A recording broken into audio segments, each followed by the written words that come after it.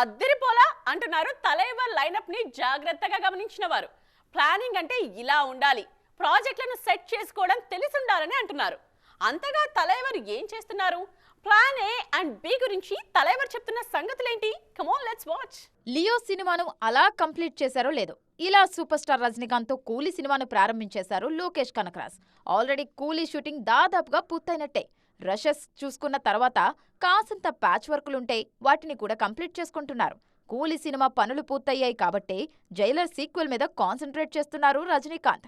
Jailer cinema కథ చూడగానే ప్రేక్షక లోకమంతా మెచ్చుకుంది రజనీకాంత్ని.